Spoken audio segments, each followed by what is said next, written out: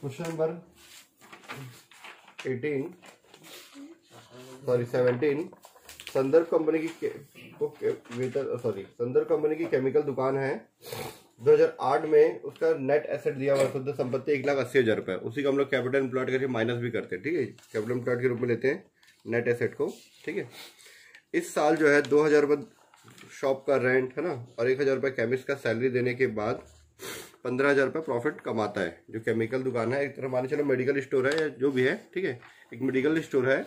वो क्या करता है, 2,000 रुपये दुकान का किराया और 1,000 रुपये स्टाफ को, मतलब वर्कर होगा, उसको सैलरी देने के बाद वो 15,000 रुपये कमाता है, ठीक है। अब उस केमिकल दुकान को, मतलब उस मेडिकल को दुकान का मालिक खरीदना चाहता है। दुकान का मालिक अगर लेगा उसको, दुकान को, तो उसको किराया देना पड़ेगा क्या? नहीं देना पड़ेगा, ठीक है। अब दुकान का मालिक जो है वो खुद रसायन विशेषज्ञ है, मतलब खुद केमिस्ट है, तो उसको अलग से स्टाफ रखने की जरूरत नहीं पड़ेगी, ठीक है। पहले जिसका दुकान था वो अलग से एक केमिस्ट रखा था जिसको 1,000 रुपये सैलरी देता था। पर जब दुकान का मालिक जो खुद उसके बिजनेस को खरीद रहा है, वो खुद क्या है, केमिस्ट है, रसायन विशेषज्ञ है, उसको स्टाफ रखने की जरूरत नहीं पड़ेगी।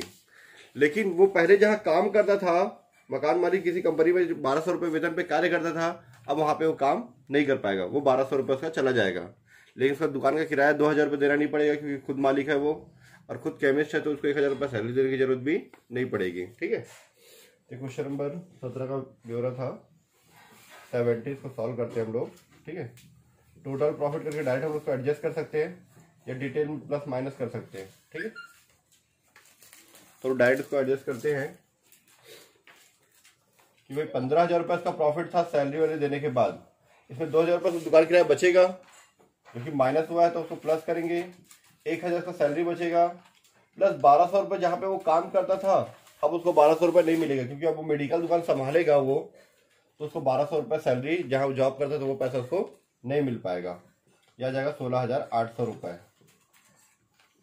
ये इसका आ गया टोटल प्रॉफिट, ठीक है। ये 4 साल 5 साल का प्रॉफिट नहीं है ना, वो 1 ही साल का प्रॉफिट है वो, ठीक है। ये इसको बोल सकते हैं हम लोग एडजस्टेड प्रॉफिट। एडजस्टेड प्रॉफिट 1 साल का, ठीक है। अब आगे देखते हैं। व्यापार करने त्याग पत्र संदर्भ की ख्याति की राशि वसूल करेगा, ठीक है। 16,800 पे आ गया हमारा एडजस्टेड प्रॉफिट, ठीक है। अब इसमें मेथड दिया नहीं है हमको कौन से मेथड से बनाना है, तो हम लोग सुपर प्रॉफिट मेथड से सॉल्व करेंगे, ठीक है। Goodwill valued by super profit method, super profit method,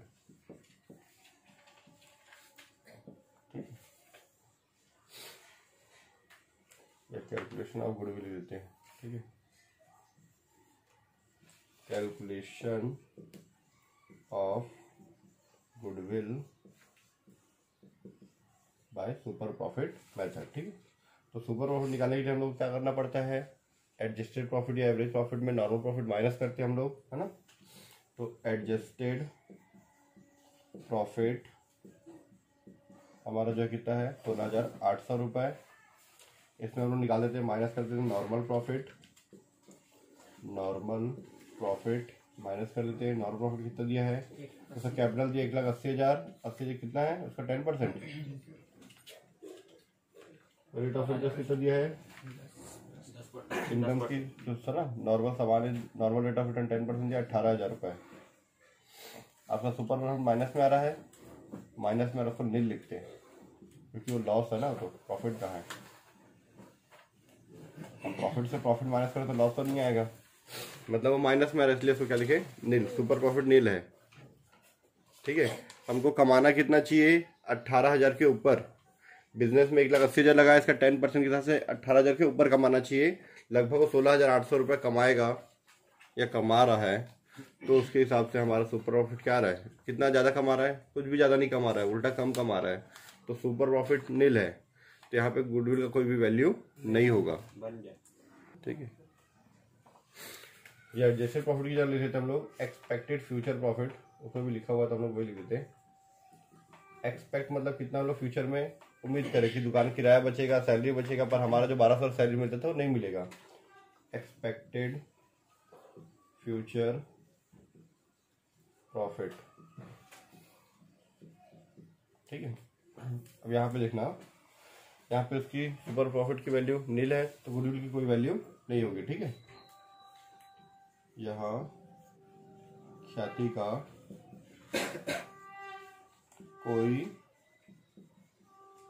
मूल्य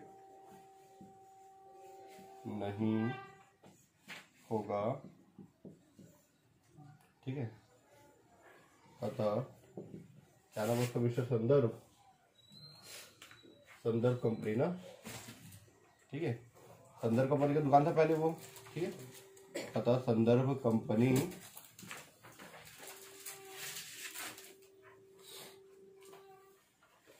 कंपनी को कोई ख्याति की राशि नहीं मिलेगी,